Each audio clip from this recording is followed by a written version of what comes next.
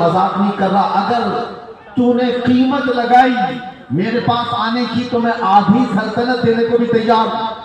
محمد عربی کے غلام کو خریدنے کے لیے دنیا آدھی سلطنت دینے کو بھی تیار ہے۔ میاں وہ بیوقوف بادشاہ نہیں ہے، جانتے ہیں محمد عربی کے شعروں کی قیمت کیا ہوتی ہے۔ آدھی سلطنت دینے کو تیار ہوا تو عبداللہ بن حذافہ نے جواب کیا دیا تھا؟ نوجوانوں کان کھول کر کے سنو، اس صحابی رسول نے کہا تھا بادشاہ تو آدھی سلطنت کی بات کرتا ہے، تیری پوری سلطنت دے، اس کے بعد ایک اور سلطنت، اس کے بعد ایک اور سلطنت دے۔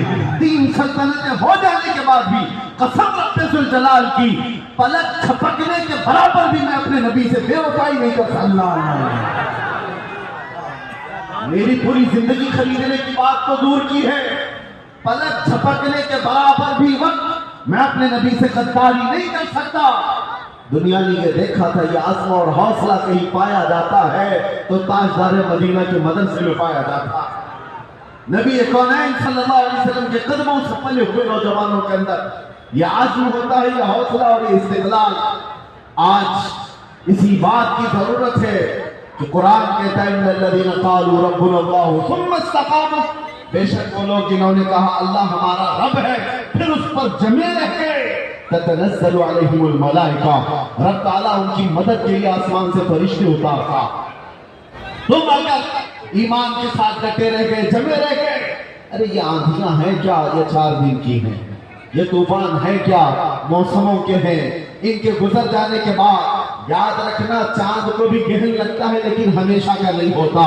چاند سے جب گہن چھٹ جاتا ہے تو چاند اپنے آب و تاب کے ساتھ پھر چمکتا ہے۔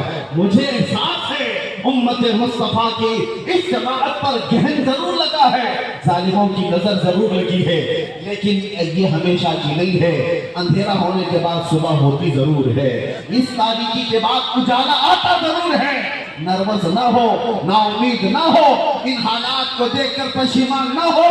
میرے عزیزوں پھر میں اگر کہوں تو بات بری ہو جائے گی۔ یہ سارے حالات کے بعد بات اتنی ہی ہے، کچھ دیر کی خاموشی، آگے کی ضرورت نہیں ہے۔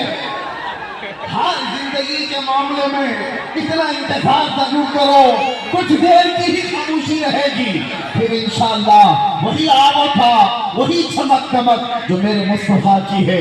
اس لیے کہ امام اہل سنت فاضل بریلوی کو کسی نے گلاب کا تحفہ پیش کیا تھا تو آپ نے کہا تھا یہ وہ گلاب ہے جو صبح کھلتا ہے شام میں مرجھا جاتا ہے، میں اس گلاب سے محبت کرتا ہوں جو کبھی نہیں مرجھاتا۔